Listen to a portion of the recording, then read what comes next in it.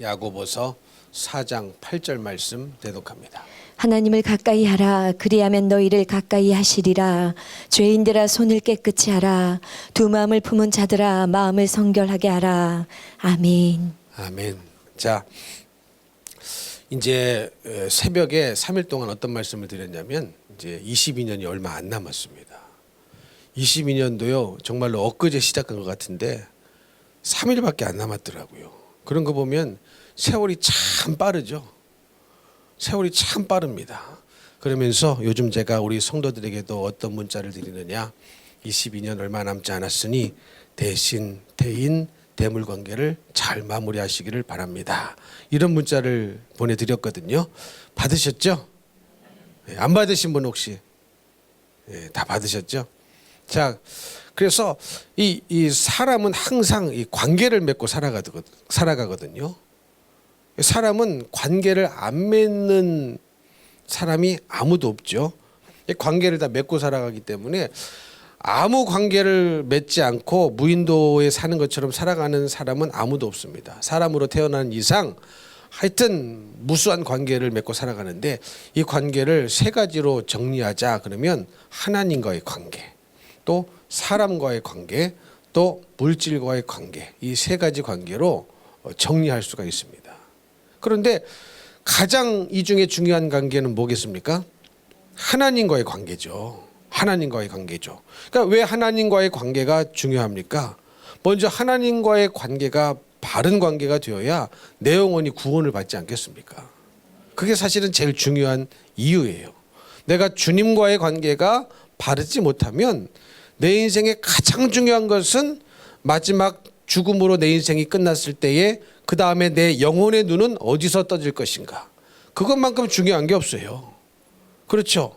이것은 수능보다 더 중요하고 입시보다 더 중요하고 입사보다 더 중요하고 누구와 결혼할 것이냐보다 더 중요한 문제가, 사실은 내 육신의 눈이 감겨지는 순간 내 영혼의 눈은 어디선가 떠질 텐데, 그 어디선가 떠지느냐가 가장 중요한 문제이기 때문에 하나님과의 관계, 주님과의 관계가 가장 중요할 수밖에 없습니다. 그리고 하나님과의 관계가 중요한 또 다른 이유는 뭐냐면, 하나님과의 관계로 인하여 관계를 어떻게 맺느냐에 따라서 사람과 어떻게 관계를 맺을 것인가, 또 물질과 어떻게 관계를 맺을 것인가도 거기서 다 결정이 납니다. 거기서 결정이 나요. 그러니까 하나님과의 관계를 잘못 맺으면 사람과도 관계를 잘못 맺게 됩니다. 그런데 우리가 주의해야 될 것이 뭐냐면, 사람과의 관계를 잘못 맺는다는 것이 그냥 세상 사람들이 말하는 것처럼 원만한 관계를 못 맺어, 그런 의미가 아니에요. 여러분, 하나님 안 믿는 사람들도요 사람과 원만한 관계 맺는 사람 있어요, 없어요? 많습니다. 많습니다. 그냥 성품이 착해서, 뭐가 안 나고 착하고 뭐 법 없이도 살 사람, 그런 사람 있다고 하지 않습니까? 그런 사람들은 하나님을 안 믿어도 사람과 원만한 둥글둥글한 관계를 맺는데 지장이 없는 사람 많습니다. 그런 의미가 아닌 거예요. 그러니까 하나님과의 관계를 어떻게 맺느냐에 따라서 사람과의 관계도 어떻게 맺느냐가 결정이 됩니다.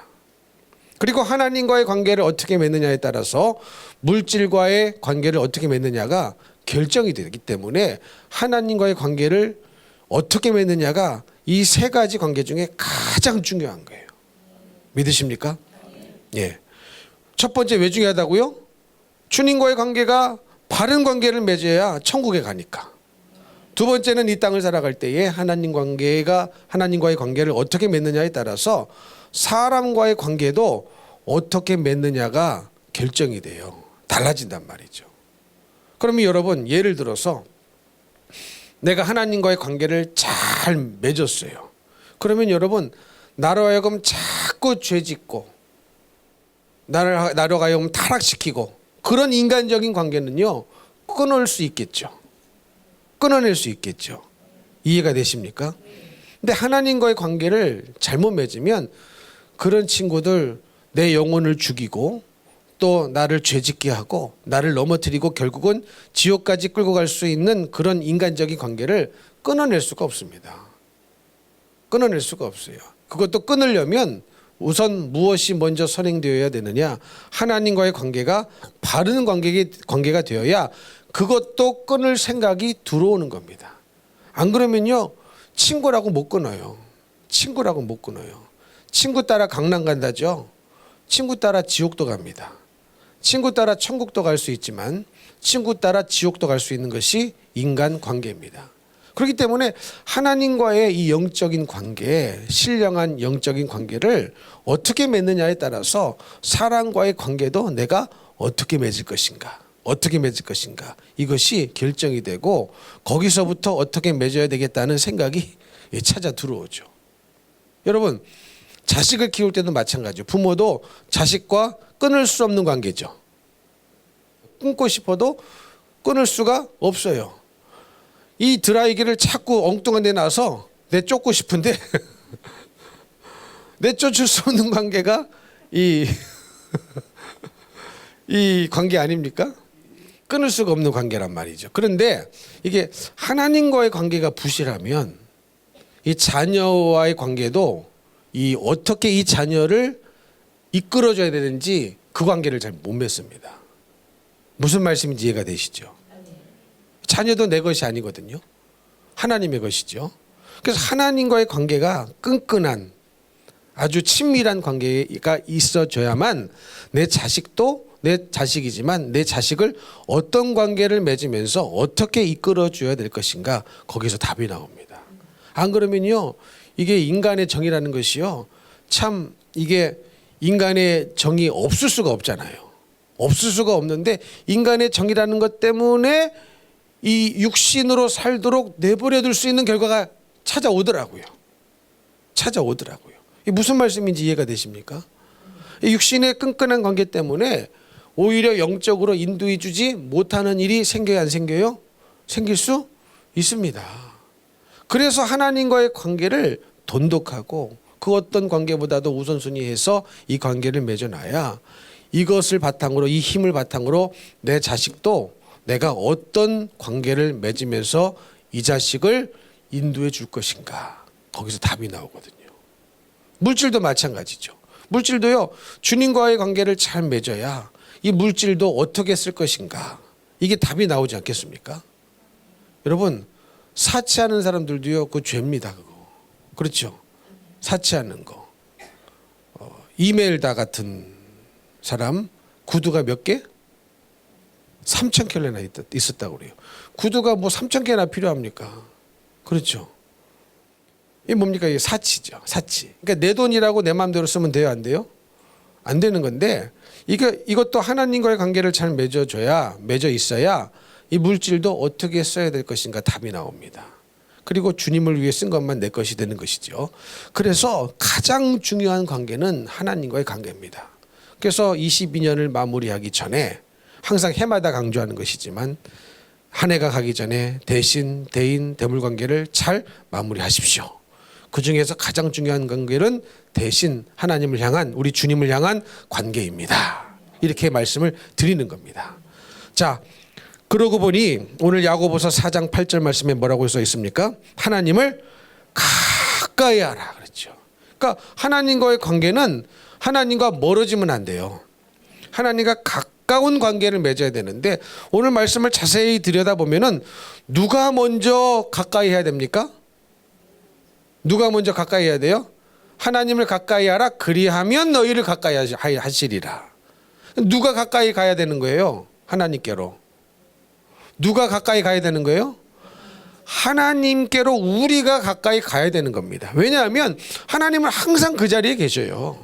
하나님은 어디 도망가시는 것도 아니고 어제나 오늘이나 내일이 동일하신 분이시기 때문에 항상 그 자리에, 우리를 사랑하시는 그 자리에 가만히 계십니다. 근데 문제는 우리들이거든요.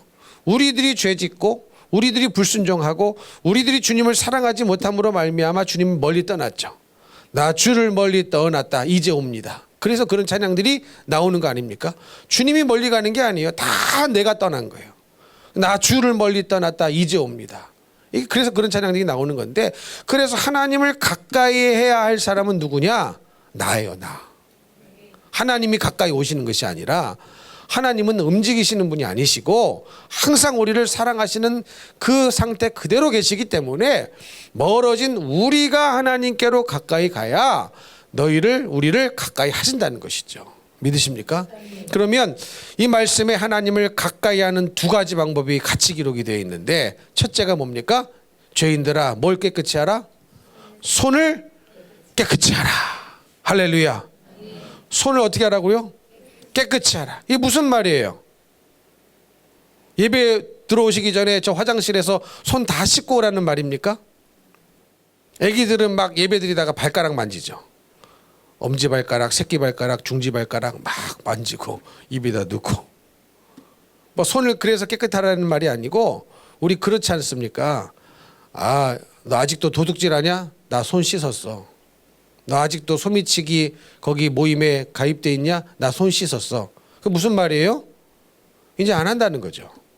그 죄 다시 안 짓는다는 말이죠. 이와 마찬가지로 죄인들아 손을 깨끗이 하라. 하나님을 가까이 하는 방법 첫째가 뭐다? 손을 깨끗이 하는 건데, 다시 말하면 죄를 회개하는 거죠. 죄를 회개해야 하나님을 가까이 갈 수가 있는 겁니다. 여러분, 하나님과 우리 사이를 내는 것은 우리의 죄라고 그랬습니다. 그렇죠? 하나님과 우리 사이를 자꾸 벌리는 거, 그게 뭐예요? 죄 때문에 그런 거예요. 그러니까 죄를 짓고는 하나님께로 가까이 갈 길이 있어요, 없어요? 없습니다. 그러니 우리는 자꾸 어떻게 인간이 죄 안 짓고 살아? 이렇게 주장하지 마시고, 죄를 짓는 자는 마귀에게 속한다고 했으니까 우리는 마귀에게 속할 것이 아니라 하나님께 속한 자로서 죄를 이기고 죄로부터 자유케 되고, 지었다면 회개로 끊어내고 회개로 다시 씻어버리고, 아멘. 그러면서 끊임없이 손을 계속 깨끗이 하면서 회개할 때에 우리는 비로소 하나님께로 가까이 갈 수 있는 우리가 될 수가 있는 겁니다. 그런 여러분, 회개가 얼마나 중요합니까? 그런데 안타깝게도 정말로 회개를 하신 분도 교회 안에 있으시지만 회개를 한 번도 안 한 사람도 있어요, 없어요? 있단 말이죠. 이 회개의 뜨거운 눈물과 다른 눈물은 이게 다른 거거든요. 그렇죠? 그냥 한 번 마음 조금 감동하고 눈물 찔끔 흘리고 그게 아니고, 회개의 눈물은 죄를 끊어냅니다. 회개의 눈물은 생각을 바꾸게 합니다. 생각을 안 바꾸니까 죄를 짓는 거거든요. 그렇죠? 생각을 안 바꾸고 잠깐 후회만 하고 다시 똑같은 생각을 다시 하니까 똑같은 죄를 또 짓는 거거든요. 예를 들어서 막 이 젊은이들이 음란한 것들을 막 봐요. 음란한 것들을 보고 막 보다가 어느 순간 이제 후회가 돼. 내가 이거 또 봤네 후회. 그런데 나중에 또 이것도 보고 싶은 생각이 슬금슬금 또 들어와. 또 찾아와. 그럼 생각을 바꾼 거예요, 안 바꾼 거예요? 안 바꾼 거예요. 왜? 회개를 못했으니까. 그러면 또 봅니다. 그거 또 봐요. 막 다시는 안 보리라 막 삭제하고 뭐 다 하고 해도요, 생각이 안 바뀌니까 삭제한 거 다시 재생시키잖아. 회복시켜가지고 다시 보고 하는 이유가 뭡니까? 결국은 생각이 안 바뀌었기 때문에 그렇죠. 생각은 회개를 통해서만 바뀝니다. 그래서 손을 깨끗이 할 때에 죄를 회개하게 되고 생각이 바뀌고 되고, 그것을 하나님을 가까이 갈 수 있는 그것이 첫 번째 방법입니다. 그럼 두 번째 방법은 뭐냐? 한 마음을 품으셔야 됩니다. 두 마음을 품은 자들아 마음을 성결하게 하라고 그랬죠. 그러니까 두 마음을 품고서는 하나님께로 가까이 갈 수가 있어요, 없어요? 절대 없습니다. 절대 없어요. 한 마음만 품으셔야 돼요. 근데 그 한 마음은 무슨 마음이냐? 하나님이 말씀하신 그 마음, 하나님의 뜻인 그 마음. 그렇죠? 하나님이 나에게 말씀하신 그 마음을 품고 그 말씀에만 반응하고 순종하는 그런 마음이 되어야 된다는 겁니다. 근데 우리는 자꾸 두 마음이 왔다 갔다 하죠. 믿고 싶은 마음도 있지만 안 믿고 싶은 마음도 있어요, 없어요? 있단 말이죠. 아무 일이 없을 때 그거를 믿어도 불이익을 안 당할 때는 믿고 싶은 마음이 생겨요. 그런데 그것을 믿고 행하다가 불이익이 와, 금전적인 손해가 온다든가 육체적인 어려움이 온다든가 그러면 금세 마음을 바꿔버립니다. 그게 누구 어떤 사람들에게 계속 일어났던 사건 일들이었습니까? 이스라엘 백성들 광야에서 했던 일들이 계속 그 일 아니었습니까? 아무 일이 없을 때는 전진합니다. 그런데 장애물을 만나요. 마음이 금방 바뀌어 버립니다. 왜 그래요? 두 마음을 품었기 때문에 그래요. 두 마음을 품었기 때문에 그래요. 하나님이 말씀하신 그 약속의 말씀, 그 말씀만 마음에 품어야 되는데 그 말씀과 반대되는 상황이 나타날 때마다 거기에서 마음을 찾고 두 마음을 똑같이 품고 있었던 겁니다. 여러분, 마음에 품어서는 안 되는 거예요. 두 마음을 품어서는 안 되는 겁니다. 하나님이 원치 않는 마음은 과감하게 버리셔야 됩니다. 아무리 손해가 와도, 아무리 어려움을 당해도, 아무리 힘들어도 하나님이 원치 않는 마음이 내 안에 있다면 그것은 반드시 과감하게 버리셔야 돼요. 그래야 하나님께로 가까이 갈 수 있어요. 근데 많은 분들이 안타깝게도 두 마음을 품으면서도 하나님께로 내가 가까이 못 간 자신을 못 발견합니다. 여러분, 두 마음을 품었다면 절대로 하나님께로 가까이 갈 수가 없습니다. 백날 기도해도 소용없어요. 두 마음을 품고 기도해봤자 소용이 없어요. 이해가 되십니까? 이랬다 저랬다, 이게 옳으냐 저게 옳으냐, 항상 그 갈등에 있으면서 결국은 하나님께로 가까이 가지를 못합니다. 그러니 여러분, 그냥 내가 하나님께로 가까이 간다고 이게 추상적으로 기도하면 되겠지, 그게 아니라 기도는 무슨 기도를 해야 되느냐, 하나님이 원치 않는 마음은 내모는 기도를 하셔야 됩니다. 추방시키고 제거하는 기도를 하셔야 됩니다. 근데 이스라엘 백성들 보십시오. 계속 두 마음을 품었어요. 하나님이 주신 말씀의 언약의 마음은 가나안인데 가나안에 들어가고 싶은 마음도 있지만 또 한편에 무슨 마음이 있어요? 애굽으로 돌아가고 싶은 마음도 있었어요, 없었어요? 있었어요. 그들에게 있었기 때문에 끊임없이 입술로 내뱉은 것 아닙니까? 결국은 마음에 있는 것이 입으로 나오지 않습니까? 그렇죠? 마음에 있는 것이 입으로 나와요. 마음에 믿음이 있으면 믿음의 말이 나올 터이고, 마음이 불신의 생각이 있으면 불신의 말이 반드시 나옵니다. 그러니까 그들의 마음속에는 가나안에 가고 싶은 마음도 없지 않았을 거예요. 그러나 동시에 어떤 마음도 있었습니까? 애굽으로 돌아가려는 마음도 자꾸 있었단 말이죠. 그러니 이게 틈만 나면, 기회가 되면, 상황이 맞아 떨어지면 끊임없이 그 마음이, 두 번째 마음이 튀어나왔단 말이에요. 근데 그 마음은 버려야 될 마음입니다. 왜? 하나님이 원치 않으시니까. 그렇죠? 하나님이 원치 않으시기 때문에 그 마음은 반드시 버려야 될 마음인데 이걸 안 버리고 품고 있는 겁니다. 그래서 두 마음을 품었다고 그러지 않습니까? 품고 있으면 안 돼요. 아예 없어야 됩니다. 아예 없어야 내 속에서 안 나오죠. 내 속에 있으니까 나오는 거거든요. 아이도 잉태하면 나오죠. 불신이 잉태하면 불신이 나오는 거예요. 믿음을 잉태하면 믿음이 나오는 것인데 우리는 하나님이 주신 마음, 하나님이 주신 약속의 언약의 말씀만 붙잡고 나아가야지, 자꾸 두 마음이 싸우면요 죽도 밥도 안 되고 하나님께로 가까이 갈 수가 없습니다. 절대로. 그래서 우리는 하나님이 원치 않는 그 마음은 기도로 버리셔야 되고, 그 마음을 넣어준 마귀를 대적함으로 버리셔야 되고, 회개로 버리셔야 됩니다. 그 마음이 일하는 이상 하나님께로 가까이 갈 수가 없고 하나님은 일하실 수가 없는 것입니다. 그러니까 하나님이 손이 짧아서 우리를 못 구원하는 것이 아니고, 하나님이 능력이 없으셔서 우리를 못 구원하시는 것이 절대 아닙니다. 우리의 죄가 그것을 못하게 스스로 막고 있을 뿐이에요. 이해가 되십니까? 그러니까 하나님 탓이 아니에요. 하나님 손이 짧아서 구원 못하는 것도 아니고 능력이 없어서 못하시는 것이 아니라 그것을 못하게 하는 장본인은 두 마음을 품은 바로 나에게 있다. 나에게 있다. 그러니 잘 갈 때는 가나안으로 그냥 가고 있나 보다 하는데 앞에 홍해가 막혀 있습니다. 그러면 대번에 무슨 마음이 찾아 들어옵니까? 애굽으로 돌아가야 되겠다는 마음. 애굽에 매장지가 없어서 우리를 여기서 죽게 하느냐. 이게 계속 시도 때도 없이 어려움을 만날 때마다, 장애물을 만날 때마다 튀어나오지 않았습니까? 그러니 하나님께로 가까이 가지를 못한 겁니다. 하나님께로 가까이 가지 못한 사람이 살다가 죽는 것은 광야인 거예요. 한 마음을 품은 사람이 들어가는 것이 곧 가나안 땅입니다. 저는 여러분 모두가 가나안 땅에 입성하게 되시기를 축복합니다. 아멘이십니까? 예. 그러려면 반드시 한 마음을 품으셔야 돼요. 한 마음.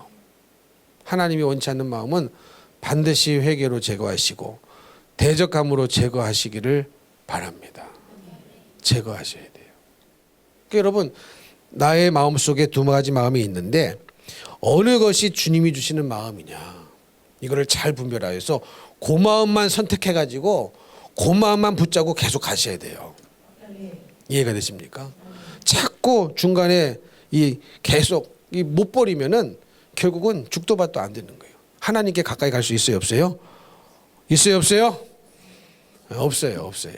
믿으십니까? 자, 신명기 4장 7절 말씀 읽어주세요. 우리 하나님 여호와께서 우리가 그에게 기도할 때마다 우리에게 가까이 하심과 같이 그 신이 가까이 함을 얻은 큰 나라가 어디 있느냐. 아멘. 아멘. 세 번째, 하나님을 가까이 할 수 있는 방법이 이 신명기 4장 7절에 나와 있는데, 언제 우리가 하나님을 가까이 할 수 있습니까? 어쩔 때? 뭐 할 때요? 기도할 때. 기도할 때 하나님을 가까이 할 수가 있습니다. 그래서 여러분, 하나님을 가까이 하고 싶으시면 반드시 기도하셔야 돼요. 잘 것 다 자고 할 것 다 하고 기도는 10기도밖에 안 하고 하나님을 가까이 할 수 있는 길이 있어요, 없어요? 없어요. 그리고 하나님을 가까이 하는 사람은 반드시 기도합니다. 이해가 되십니까? 하나님을 가까이 하기 위해서는 기도해야 되고, 기도하는 사람은 하나님을 가까이 할 수밖에 없는 거예요. 여러분들도 가까운 사람하고는 뭘 많이 해요? 대화를 많이 하시죠. 그렇죠? 가까운 사람하고는 뭘 많이 해요? 대화를 그렇게 많이 하시지 않습니까? 가깝지 않은 사람하고는 대화 안 해요. 가까운 사람일수록 대화를 계속하는 것처럼 우리가 하나님께 기도하는 것은 하나님과 대화하는 시간 아닙니까? 그래서 여러분, 하나님께 대화하고 기도하는 사람이 하나님과 가까울 수밖에 없는 겁니다. 그런데 이 기도를 너무 어렵게 생각하시면 안 됩니다. 너무 어렵게 생각하지 마시고 내 속에 있는 그 마음을 그대로 하나님께 아뢰시면 됩니다. 쉬워요, 어려워요? 이게 쉬워요, 어려워요? 내 마음에 있는 생각을 그대로 하나님 앞에 속이지 말고 그대로 말하시면 되는 거예요. 근데 이런 분은 어렵겠죠. 나도 내 마음 몰라요. 아니, 왜 자기가 자기 마음을 몰라? 알면서. 그러니까 내 마음에 드는 것을 그냥 그대로 말을 하는 거예요. 여러분, 지난번에도 한번 말씀드렸는데 다윗이 쓴 시를 한번 보십시오. 그러면 어떤 시는요, 야, 이런 글을 다윗이 썼어? 싶을 정도로 굉장히 믿음 없는 사람처럼 보여지는 시편이 있어요, 없어요? 있습니다. 아니, 뭐 다윗이 이래, 아유, 용서해줘야지, 용서해주라고 안 쓰고 적군을 막 물리쳐 주시고 저주하고 막, 예? 입에 담을 수 없는 그런 말들을 적나라하게 쏟아붓는 내용들이 있어요, 없어요? 시편에? 있습니다. 많이 있어요. 많이 있어요. 그러니 여러분, 기도는 그거예요. 기도는 그거예요. 그런데 다윗은요, 꼭 마무리를 어떻게 합니까? 하나님을 찬송하고 하나님을 신뢰하고 하나님께 맡김으로 기도를 끝냅니다. 그러니까 여러분, 그런 거예요. 처음에는요, 내가 막 육신의 생각으로 막 분도 나고 원통도 하고 막 생각 그대로 막 들지 않습니까? 아우, 저 사람하고 관계가 있는데 저 사람이 나를 막 이렇게 막 힘들게 해서 어렵게 했어. 아유, 주님, 저 인간 막 보기 싫습니다. 이렇게 기도를 하시란 말이에요. 처음에는. 이해가 되십니까? 주님, 저 인간 사랑합니다. 안 사랑하는 거 주님도 다 알아. 이해가 되세요? 그렇게 할 필요가 있어요, 없어요? 처음에는 없단 말이에요. 주님, 정말로 저 인간이 나한테 이렇게 했습니다. 막 화가 납니다. 열받습니다. 막 이렇게 기도를 시작하시란 말이에요. 그리고 그렇게 기도를 하다 보면은 주님의 마음이 어떤 마음인지 느껴져요. 이해가 되십니까? 풀다 보면 어느 순간 이게 아닌데 싶은 마음이 찾아와요, 안 찾아와요? 찾아옵니다. 그때까지 그냥 푸세요. 그럼 풀다 보면 하나님의 말씀도 기억나고 하나님의 심정도 생각나고, 또 풀다 보면은 나는 지금 풀지만 또 나를 또 바라보게 되고, 저 인간이 나한테 왜 이랬을까? 또 그런 생각도 찾아오고, 처음에는 오로지 내 생각만 하니까 저 인간 왜 저래요 그러는데, 기도하다 보면은 이 인간은 왜 그랬을까요? 이 생각도 찾아오는 거거든요. 그러니 여러분, 기도가요 길어질 수밖에 없어요. 기도의 자리를 쉽게 일어나지 마시고, 그렇게 기도를 계속 하시다 보면은 저 인간 왜 저래요, 저 인간 왜 저래 하다가 이 인간도 그러네요. 이게 방향이 바꿔질 때가 옵니다, 반드시. 근데 여기까지 기도를 하셔야 되는데, 그냥 저 인간 왜 저래요, 저 인간 나빠요, 저놈 때문이에요 하고 그냥 일어나 버려. 그러니 맨날 기도가 깊어지지 않고 내 생각이 안 변하는 거거든요. 근데 처음에는 비록 그렇게 시작을 했다 할지라도 계속 주님 앞에 기도를 그렇게 하다 보면은요, 말씀이 기억납니다.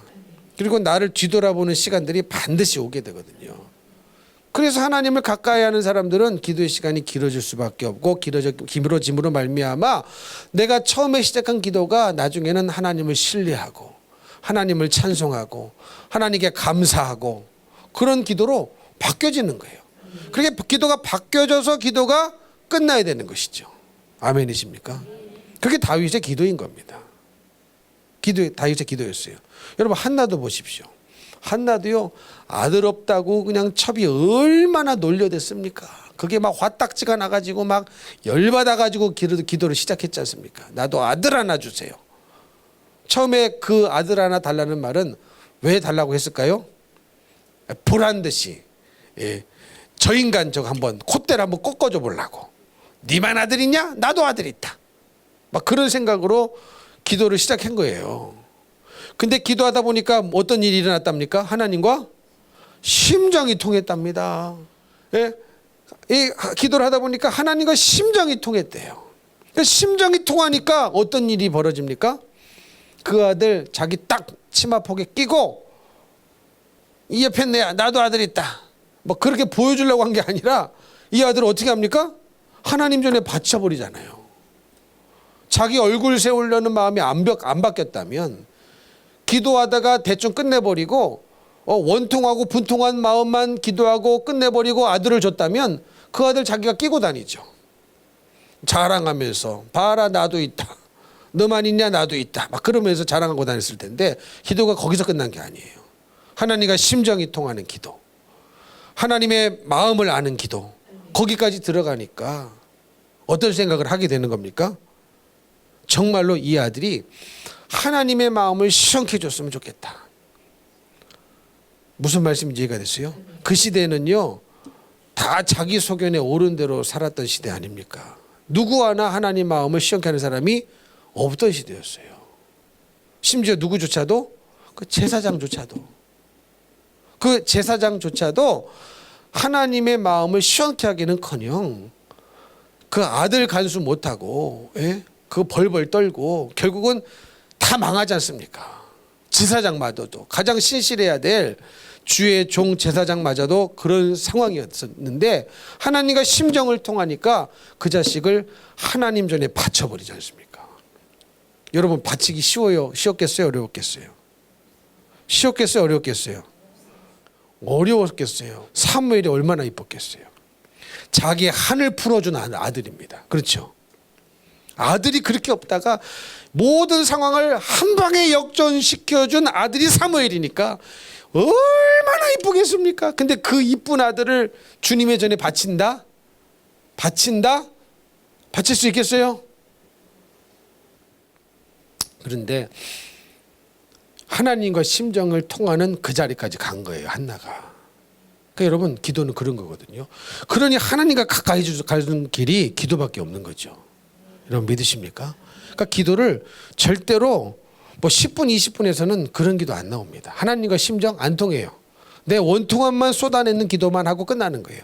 내 억울함만 쏟아내는 기도만 하고 끝나는 거예요. 그러면 아무 변화가 없어요. 왜? 변화는 하나님과 가까이 갔을 때의 변화가 있는 거거든요.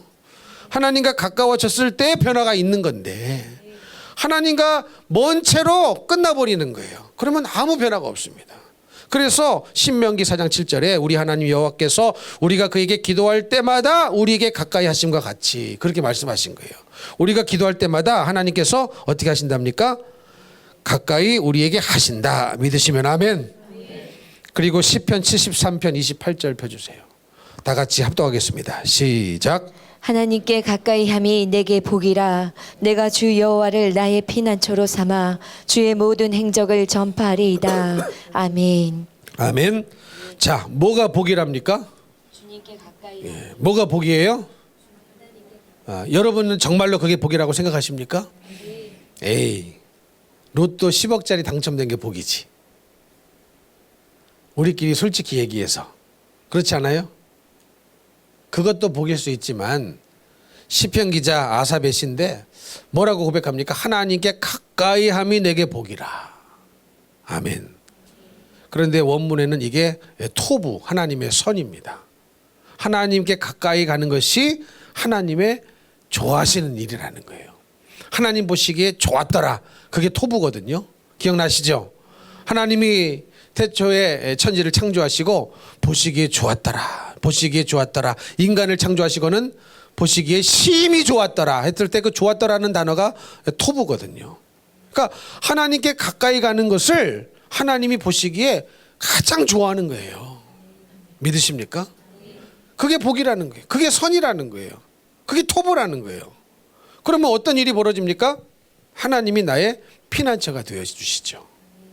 믿으십니까? 그러니까 하나님을 피난처로 삼을 수 있는 분은 누구냐? 하나님께 가까이 간 사람이죠. 그러면 여러분, 하나님께 가까이 간다는 것은 도대체 뭡니까? 하나님은 눈에 안 보이시죠? 어디로 가야 가까이 있는 거예요? 어떻게 해야 가까이 가는 거예요? 하나님께로 어떻게 가까이 가시겠습니까? 어떤 방법으로 가까이 가는 겁니까?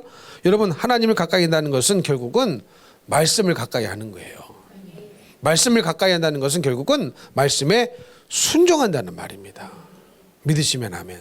그러면 이 시편 73편 28편을 다시 말하면 하나님 말씀에 순종하는 자가 그 말씀이 그를 지켜줍니다.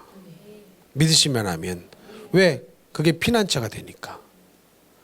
하나님 말씀을 내가 지키면 그 말씀이 나를 지켜줍니다. 그 말씀이 나를 지켜줘요. 내가 말씀을 지키면 그 말씀이 나를 어떻게 준다고요? 지켜줍니다. 지켜줍니다.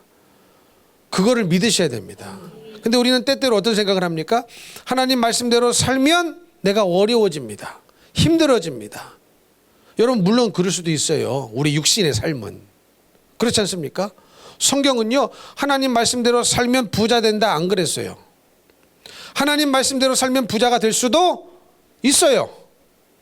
그러나 안 그럴 수도 있어요. 그렇죠? 믿으십니까? 그러나 하나님 말씀대로 살면 반드시 그 말씀이 나를 지켜줍니다. 어디로 지켜줘요? 영원한 천국으로, 영원한 영생으로, 천국으로 우리를 지켜준단 말이에요. 그거를 믿으시란 말이죠. 그러면서 제가 노아 얘기를 했거든요. 여러분, 노아 기억하시죠? 노아의 시대 때 인구가 참 많았다고 해요. 왜 많았을까요? 왜 많았을까요? 수명이 길었잖아요. 지금은 뭐 길게 살아야 100년 못 살죠. 거의 100년 이내로 안짝으로 다 살다가 죽지 않습니까? 의학이 아무리 발달해도요, 100살 넘기기가 어려워요. 아무리 발달을 하고 막 날고 긴다는 뭐 의사가 있어도요, 100살 넘기기가 어렵습니다. 근데 그 시대에는 무드셀라가 몇 살까지 살았어요? 969살까지 살았어요. 그러니 이 수명이 그렇게 길면서 자식은 얼마나 많이 낳았겠어. 아는 얼마나 많이 낳았겠어요. 죽지도 않아. 그래서 세대가 겹치고 겹치죠. 그러니 인구가 지금보다 많았을 것이다 라고 생각하는 학자들도 있습니다. 인구가 굉장히 많았어요. 노아의 시대 때. 그러면 여러분, 한번 생각해 보세요. 그 시대에 의인이 노아밖에 없었다. 다시 말하면 하나님 말씀에 순종하며 하나님 말씀을 지켜 사는 사람이 노아밖에 없었어요. 그래서 노아의 가족만 구원을 받은 겁니다. 믿으십니까? 그러면 여러분, 그게요, 어떻습니까? 다 죄를 짓는 게 다 일반화되어 있어요. 그 속에서 나만 죄 안 져. 다 불순종하며 사는 것이 이미 문화가 되어버려 있었던 시대였습니다. 근데 나 혼자 죄를 안 져. 그러면 나는, 노아는 어떻게 됐을까요? 왕따죠. 왕따. 요즘 젊은이들이요, 약해 빠진 게 뭐냐면 왕따 안 당하려고, 안 당하려고 같이 죄를 져요. 그게 얼마나 무식한 일입니까? 얼마나 무지한 일입니까? 이해가 되십니까? 친구들 말 안 따라가면 왕따 될까 봐, 나 안 껴줄까 봐. 안 껴주면 어때? 어차피 왕은 따로 노는데. 그렇지 않아요? 아니 왕은 따로 논다니까. 왕은 따로 놉니다.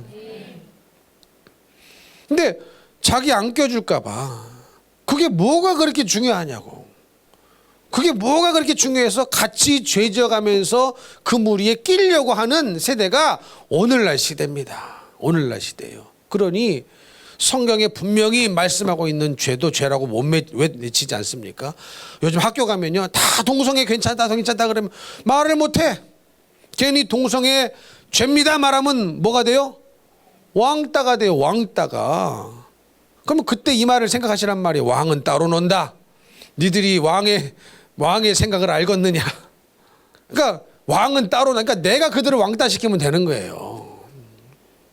근데 이 왕따 당하는 게 무서워서, 불이익 당하는 게 무서워서 말도 못하고 끌려가고 같이 죄짓고 그러지 않습니까? 이게 얼마나 어리석은 일입니까? 어리석은 일입니까? 노아가 그랬을 수 있을 법한 상황이었다는 그 말이에요. 왜냐하면 의인이 노아밖에 없었어요. 하나님 말씀에 순종하는 사람이 노아밖에 없었어요. 노아만 은혜를 받았습니다. 노아만 선택을 받은 거예요. 그리고 나머지는 싸그리 수장이 됐지 않습니까? 그러면 그런 인생을 하나님이 인정하실 만큼 그런 인생을 살 때까지 우리는 너무 쉽게 생각하지만 그 주위에는 너무 공격이 심했을 것이고 죄의 유혹도 심했을 것입니다. 근데 그거를 눈 하나 깜짝하지 아니하고 이겨간 겁니다. 니들이 뭐래도 나는 하나님 앞에 산다. 니들이 떼거지로 덤벼들어도 나는 주님 말씀대로 살 것이다. 나는 말씀 지키며 살 것이다 했더니 결국은 그 말씀이 노아를 지켜줬지 않습니까? 믿으십니까? 그래서 그 많은 사람들 중에 노아와 그 가족밖에 방주에 올라탄 사람이 없었어요. 없었어요. 그러니 여러분, 내가 말씀을 지키면 반드시 그 말씀이 나를 지켜줍니다. 그거를 믿으시란 말이에요. 아멘이십니까? 막 이 왕따 당한다고 속상하지 말고, 학점 안 준다고 속상하지 말고, 예? 뭐 나밖에 없다고 외롭다고 그런 소리 하지 말고. 뭐가 외로워? 주님이 함께 하시는데. 믿으십니까? 아, 뭐가 그렇게, 여러분 주님 믿는 사람은요 사실 외롭다는 말도 하면 안 돼요. 아니 왜 외로워? 주님이 나와 함께 하시는데. 아멘이세요? 내가 혼자가 아닌데 뭐가 외로워서 뭘 말동무를 찾고, 말동무가 없으면 어때? 주님하고 대화하면 되지. 그렇지 않습니까? 말동무를 주실 때쯤 되면 주실 것이고, 안 주시면 너 기도하라는 뜻이고, 하나님은 얼마나 귀하게 보시겠어요. 그렇지 않습니까? 세상이 다 세상의 학문과 세상의 이론과 세상의 이 귀신 씨나라 까먹는 그 사상으로 물들었을 때에 나 혼자 주님의 복음을 외친다, 말씀을 지킨다, 얼마나 하나님이 보실 때 막 이뻐 보시겠습니까? 예, 눈에 넣어도 안 아프죠. 정말로 얼마나 이뻐 보시겠습니까? 아, 그 생각을 해야 되는데 내 생각이 사람에게 꽂혀 있으면, 사람의 인정, 사람에게 꽂혀 있으면요 그 생각을 못하는 겁니다. 여러분 왕따가 되세요. 거룩한 왕따. 어차피 왕은 따로 놀아요. 믿으십니까? 그러므로 사랑하는 성도 여러분, 하나님께 가까이함이 내게 선이고 복이심을 믿으시고, 그럴 때에 반드시 내가 말씀을 가까이 할 때에, 말씀을 지켜 행할 때에 그 말씀이 나를 지켜준다는 사실을 잊지 마십시오. 말씀은 변하지 않습니다. 그러므로 끝까지 말씀이 나를 지켜줘서 천국까지 지킴을 받으시는 주님의 백성 되시기를 예수님 이름으로 축복합니다. 축복합니다.